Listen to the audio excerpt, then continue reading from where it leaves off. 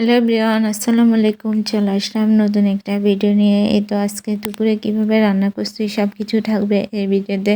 এই তো এদিকে মাছ কাটাকুটে পরিষ্কার করে নিচ্ছি, এখানে লবণ হলুদ মরিচ দিয়ে মেখে নিচ্ছি, এগুলো ফ্রাই করব। তারপরে এদিকে মাংস কষাইতে দিচ্ছি, চিকেন রান্না করব আলু দিয়ে কষিয়ে একটু একটু ঝোল দিয়ে। অনেক বেশি মজা হয় এভাবে রান্না করলে চিকেনটা। এই তো আমি এখানে কষানোর জন্য মাংস আলু দিয়ে দিচ্ছি, এগুলো একদিকে হচ্ছে, অন্যদিকে আমি এখানে বেগুন পোড়াচ্ছি। অনেক দিন পর আজকে বেগুনের ভর্তা খাবো। এরকম পোড়া বেগুন দিয়ে ভর্তা বানাইলে ভর্তাটা কিন্তু অনেক বেশি মজা হয়, খেতে অনেক বেশি মজা লাগে। তাই আজকে ভাবছি বাজার থেকে বেগুন যখন বড় বড় আনছে, এরকম একটু করে পোড়ানোর পর ওইটা দিয়ে ভর্তা বানাবো। তার জন্য এখানে বেগুন পোড়ানোর জন্য দিছি চুলাতে।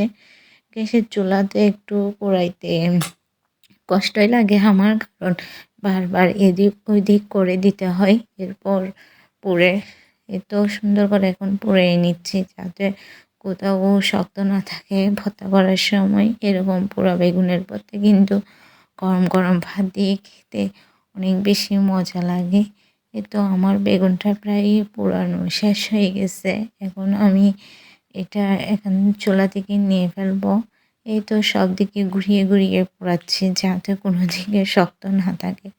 এই তো পোড়ানোর পর এখন আমি এটা রেখে দিচ্ছি ঠান্ডা হওয়ার জন্য, না হয় অনেক বেশি কষ্ট হয় সিল্কাগুলো নেওয়ার সময়। তারপরে এখানে আমি ভাত রান্না করছি, এখানে সব সবজি দিয়ে মিক্স করে ডাল দিয়ে রান্না করছি একটা তরকারি।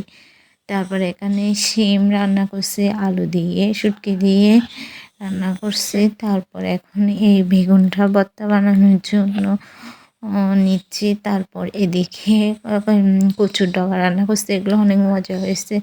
এই তো একদম দুপুরে কী কী রান্না করছি সব কিছুই দেখেন। সব কিছু একসাথে আজকে মেহমানও আসছে বাসায়, তাই সব কিছু এভাবে একটার পর একটা রান্না করে রাখতেছি। রান্না করতে একটু বেশি লেট হয়ে গেছে আজকে।